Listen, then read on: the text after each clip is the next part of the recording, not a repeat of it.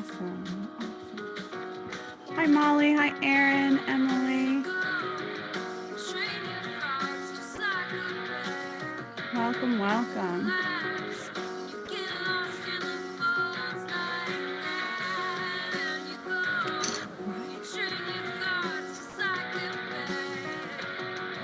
Okay, pause my music.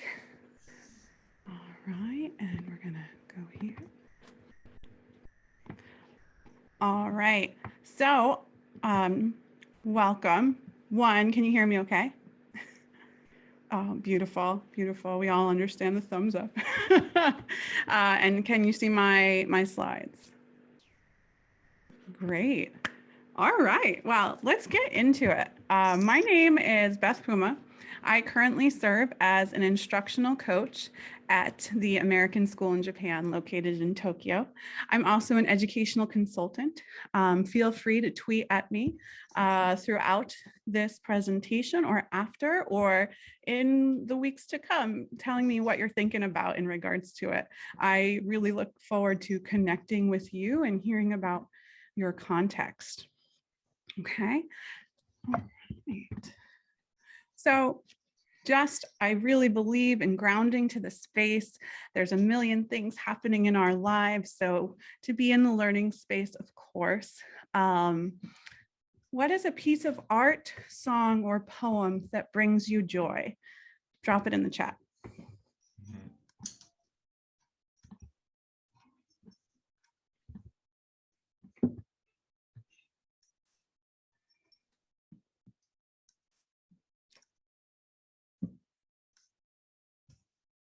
I was listening to a little Fleetwood Mac this morning myself. Wonderful. Oh my gosh, Amelie, of course. Yeah. It's just nice to like get to know who we're sharing space and room with, and just remember that, you know, there's joy and teaching can be a joyful place, and to remember that part of ourselves that enjoys joy. And it's, you know, a tricky world out there, so we have to connect to it whenever we can. Lovely, lovely. And just drop in the chat, where are you all situated? I know some of you from previous ELLSA events, but not all. So, oh. So yeah, tell me. Ah. Okay, Emily, close by. Wonderful. We have people from China and Japan and Vietnam. Wonderful, wonderful. Well, thank you for sharing that bit of yourself. If you, whatever you need to do to be in a learning space, cameras on, cameras off, drop in the chat, whatever brings you joy. Okay. Hey, Marty, yay, good to see you. Wonderful. Okay. And everyone else, I look forward to getting to know you better. So one poem that brings me joy and serves in many ways as my compass is this poem. And I'll let someone else recite it for you.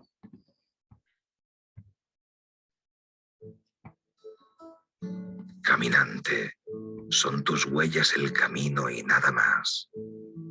Caminante, no hay camino. Se hace camino al andar. Al andar se hace el camino, y al volver la vista atrás, se ve la senda que nunca se ha de volver a pisar. Caminante, no hay camino, sino estelas en la mar. So that poem is by Antonio Machado, and it's in Spanish. And the Spanish just rolls off the tongue in beautiful poetry. But for those that don't speak Spanish, here is a translation.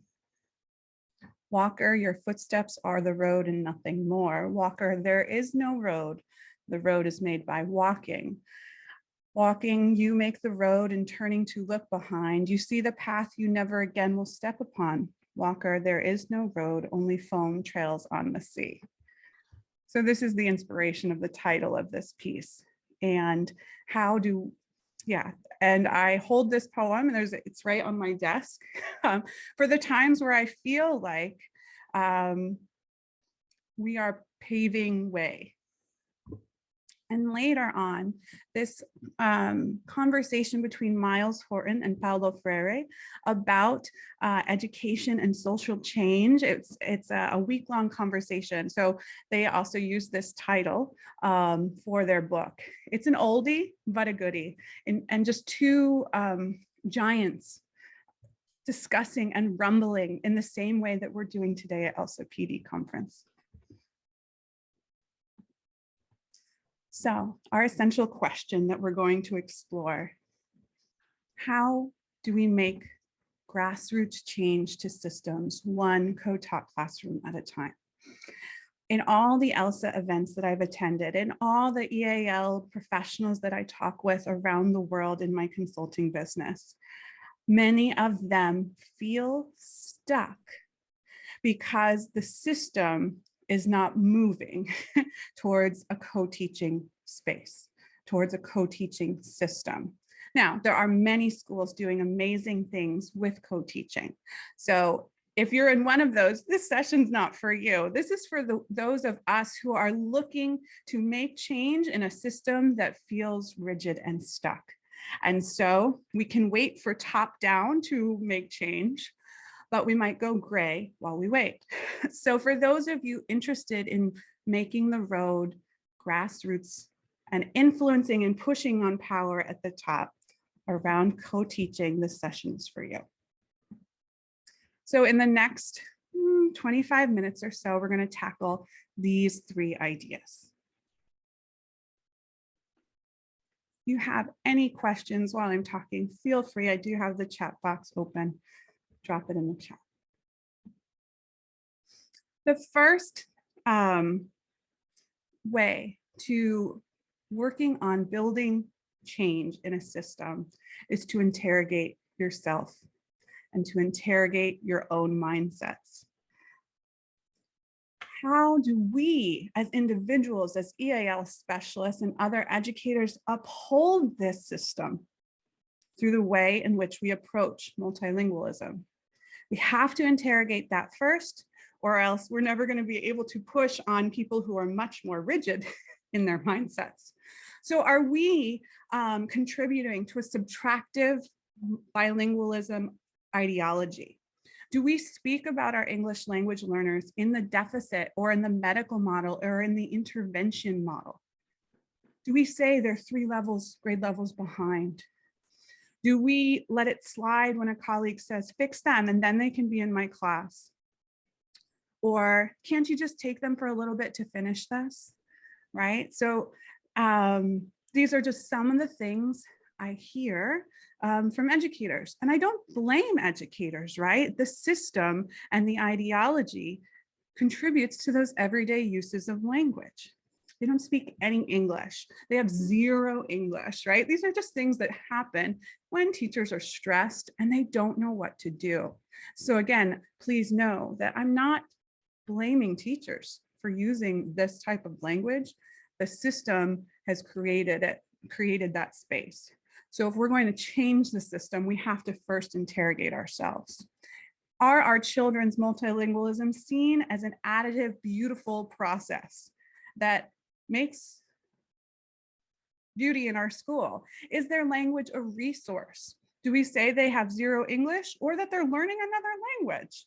Do we take how we support English language learners in the ecological sense, in the creating a classroom ecosystem that supports and nourishes language development? Do we have signs in our schools of English only, or maybe you should use English? Or are we asking students to use their full linguistic repertoire in an additive way?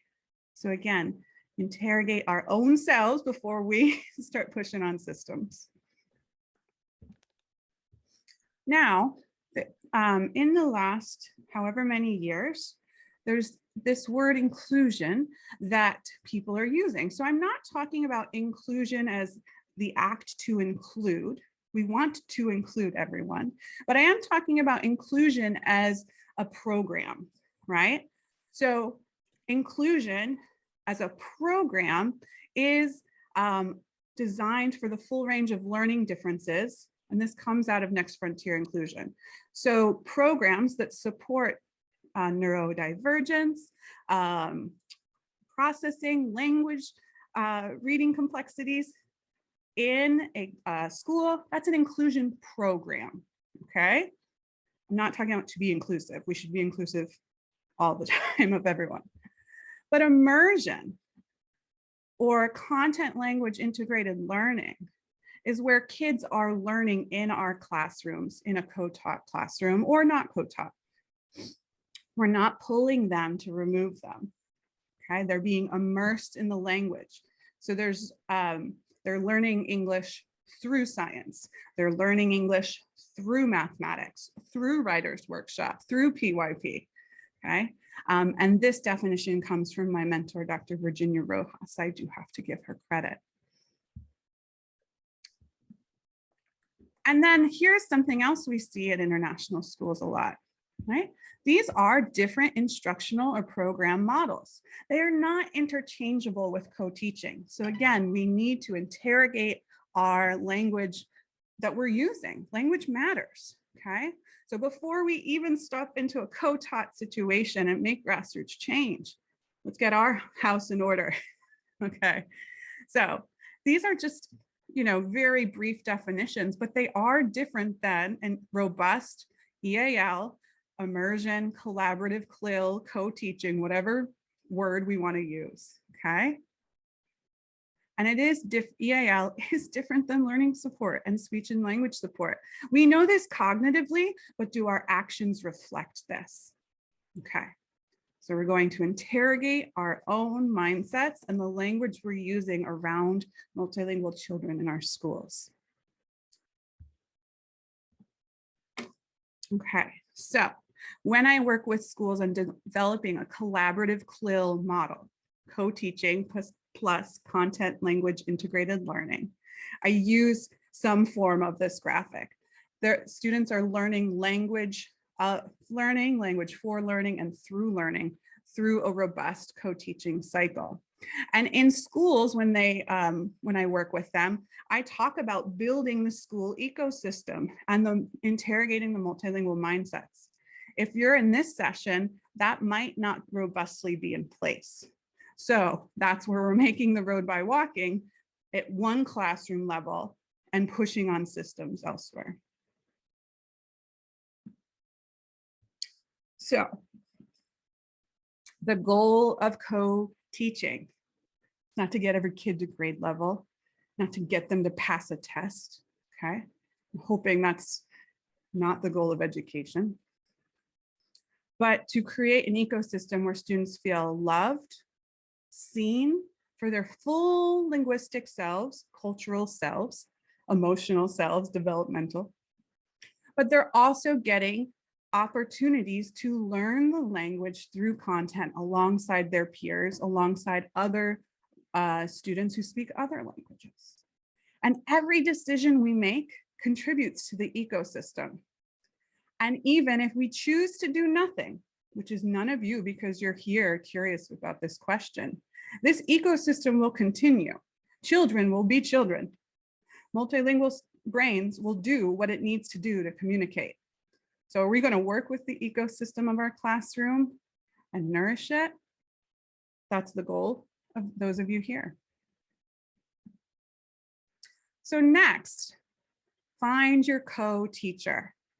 Maybe, again, you don't have a true co-teaching program. The systems only have standalone classes at your international school. Find one co-teacher. That's what grassroots change is. I call it your co-conspirator. Don't pick the most difficult person at your school, okay? Pick someone who is naturally collaborative or has learned the benefits of being collaborative. That's a learned skill. Someone you have relational trust with, but maybe not your best friend, okay? As you iron out the bumps, maybe not your best friend at work. Someone who's just open, who's a learner, someone who's student-centered, who wants to be part of change. They may have prior experience, but they don't have to. Prior experience doesn't mean prior good experience, okay? And as John Lewis said, someone who likes to get into good trouble, okay? This is the co-teacher I invite you to find as you're trying to make change at your school. Okay. And the next part is an extension of that interrogating your language mindsets. It's understanding the roles and responsibility of a content department grade level teacher and the EAL specialist. Again, if we're going to make this change, we're not just there to get the kids' homework done. Okay, that's moving toward, that's a medical deficit approach to co-teaching. So I invite you to take a look at this, screenshot it if you will. Being so clear about the roles and responsibilities of the two adults in the room actually expedites the process of co-teaching, co-planning, co-teaching, co-assessing, co-reflecting. I am not going to be teaching any math problems if I'm co-teaching with a math teacher, okay? My role in there is to help students acquire language. So I'm going to be working on with students to explain their mathematical thinking and maybe the grammar of past tense verbs, okay? So that's my role in the classroom. And Lord knows you don't want me teaching the math, okay? I specialized in EAL before the new way of math happened. So just being real. And with this one person, find the system that works for you because it's not embedded in the larger system. How are you going to co-plan? This is how we live the roles and responsibilities. Co-teach. Maybe it's once a day, maybe it's once a week, okay? Whatever progress you need to make as a school. And then if you stay in that zone for a month, 2 months, a semester, wherever you are in your own journey, and then add on the co-assessing, and then add on the co-reflecting. Of course, we always reflect quickly after a lesson when two adults are in the room, but I mean the bigger co-reflecting using some type of rubric or some type of reflection questions to make sure we're living what we set out to do. Okay, so again, little by little, you implement the cycle. Then how do you share your story, right? Take care of your own self, take care of your classroom space with a co-teacher, and then how do you start sharing the good news, the good trouble? The first thing I invite you to do is in team meetings, if you have them, share what's working. Share what's not working. Well, don't start with that one. Share what's working. Oh, we had this fabulous lesson. All of our students were engaged. We had planned using station teaching as the co-teaching model. We had some kids here working on a reading skill. Some kids here were researching their inquiry question, and some kids here were just independently reading. It was beautiful. That's sharing the good news there. Okay. And if you can't, because of the way timetables and schedules often bound EAL professionals, then make sure your co-teacher's sharing the good news. I say that often. Can you do me a favor? Can you talk about what we did? Okay, not about me, what we did together at that meeting so other people hear it. Humble brag, if you will. Let's say you're kind of shy by nature, or the power in those meetings are not equal, and you're nervous by just sharing good news. That's okay. You're going to share that good news in curricular documents. So whether it's your PYP or MYP planner or your understanding by design and Atlas Rubicon, or however your school documents curriculum, not lesson, but curriculum work. Oh, you used a really great strategy of differentiation with a choice board. Please link it into your resources. Someone curious is gonna click on it. And it might be enough for them just to take it and use it without a co-teacher. but it might also spark a conversation. Hey, I was in the curricular document. I saw this. You and so did this. Tell me about it. Would you be interested in trying that with me?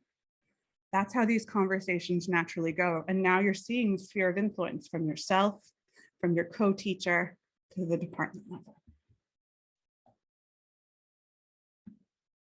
And then on social media, share images that tell a story. I'm not gonna lie, I was a bit of a curmudgeon about Twitter at first. I was kind of a private person. I don't want to be putting my business out there. And then I kind of got made to do it by my school for a while. Okay, so now I'm a compliant Twitter user. But what started to happen is people started to see the pictures and ask questions, which prompted conversation, which prompted the, hey, you want to try that with me? Parents started to see pictures, which prompted the conversation.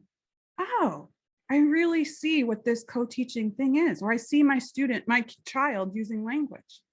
Your storytelling with social media.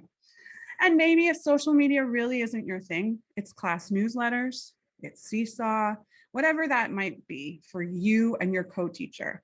Of course, being mindful of children's faces and protecting their rights to anonymity. So I am now a big Twitter user. You can follow me, Beth_Puma.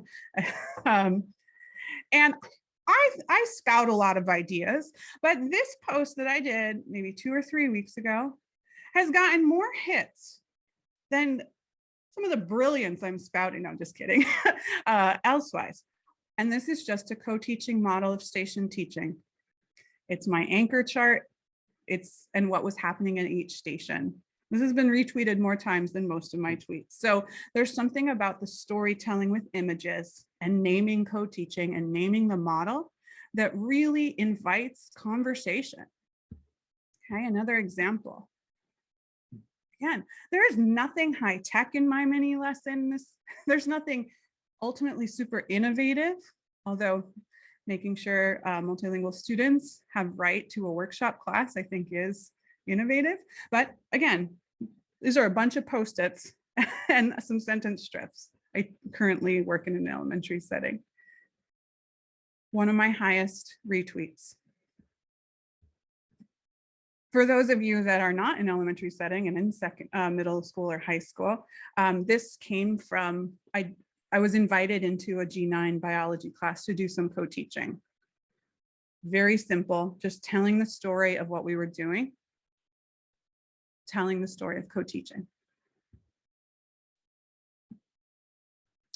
So our essential question was, as EAL and ML specialists, how do we make grassroots change to systems one classroom at a time? Using the circle of actions protocol, I invite you to drop in the chat, whatever circle feels comfortable for you. How are you going to make the road by walking? In their inner circle of your classroom or even inner circle of yourself, what are some small steps you might take in your space?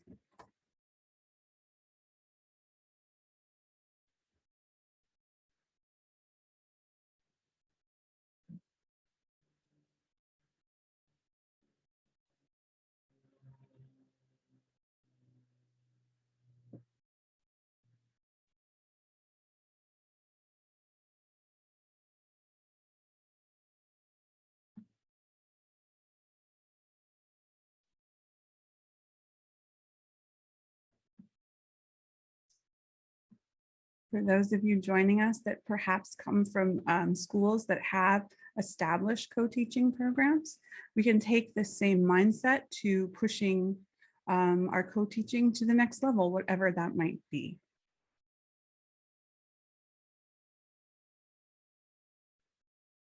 Thank you, Marty. Having the conversation around language acquisition standards, in your case, WIDA. Most content and grade level teachers don't understand those standards. So it prompts a discussion, it prompts collaboration.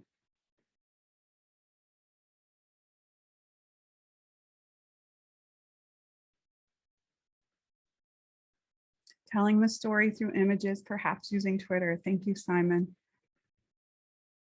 Adding successful models and resources to documentation so this work lives on beyond past the classroom space. Thank you, Emily. See, together in this small but mighty group of EAL professionals, we're making grassroots change and we're pushing on systems. And when a system, for better or for worse, sees that there's value of co-teaching, they are more apt to be influenced and changed. Not always. I'm not making promises. I don't know your heads of school, but at least we can say we're making the road and we're walking the path of justice. Just some resources to that inspired some of the thinking. Familiars, oldies but goodies. And now is a Q&A time. So I invite you to either drop in the chat or unmute your mic, and let's put the hive brain together and figure some stuff out.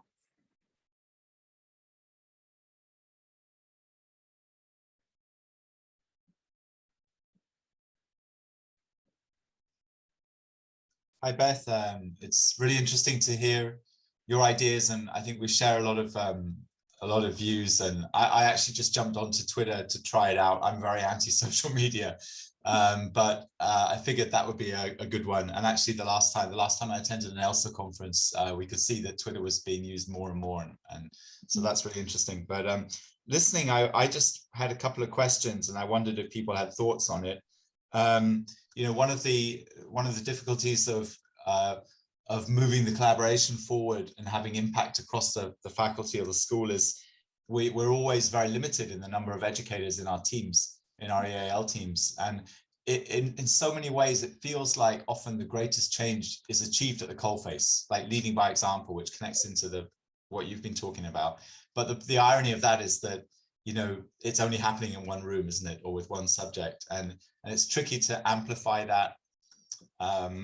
So yeah, that's one question I had. And the other one was, to what degree do we need to have very visible teaching and learning standards in the school environment so that everybody can see, you know, where the bar should be, the lowest points that it should be, the high points, you know, everyone can connect into what they should be trying to do in terms of differentiation and things like that. Great. So the first question, so important, because particularly when I'm meeting up with ELLSA folks, and it's the people from smaller schools, right? The people from smaller schools who are having these tensions and wanting to make change, but they're one of the whole school or one of the whole division. I think the storytelling part, when you're pushing on a system, perhaps to hire another teacher, or pushing, or to pay for all teachers to be trained, right? When you're pushing on a system like that, you have your storytelling, you have your curricular documents, and you're gonna have data about the amazing progress your students are making. It's not a surefire way because we have some stubborn ideologies in international schools, but it definitely helps make the case. I look at my own school. When I was first arrived, more years ago than I can remember off the top of my head, I was the only in my division.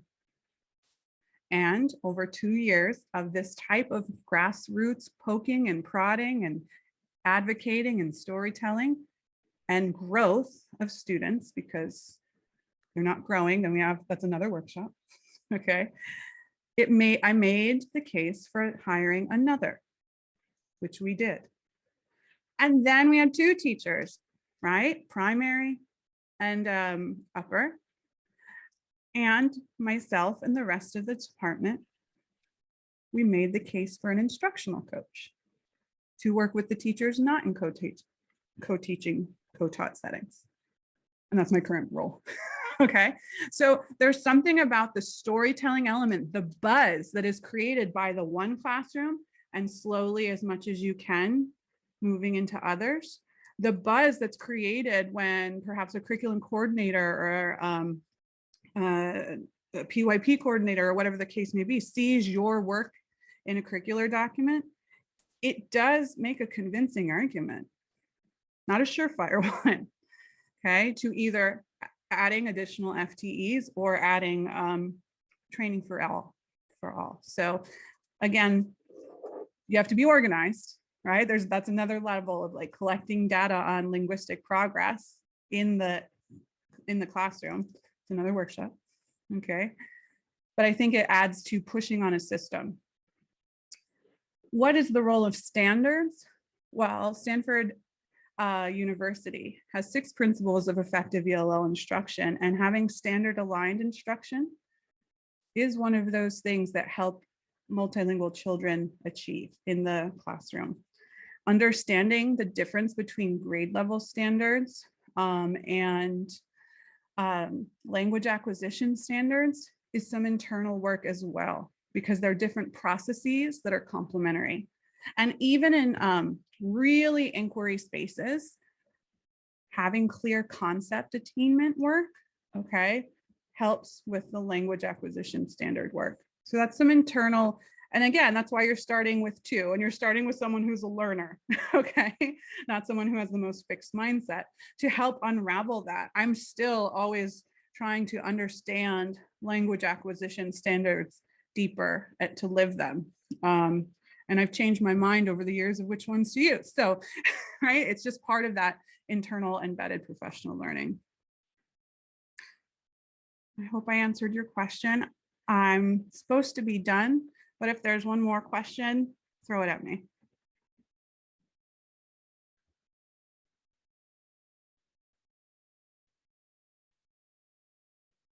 And if you're feeling shy, feel free to tweet at me, send me an email. I get back to people in as timely a manner. We set up talks, we chat, we rumble, we figure it out. Go forth and be the grassroots change, make the road by walking, find your co-conspirator. I'm here to help. Thank you so much for your time. Bye, everybody. Thanks, Beth. Thanks, Beth.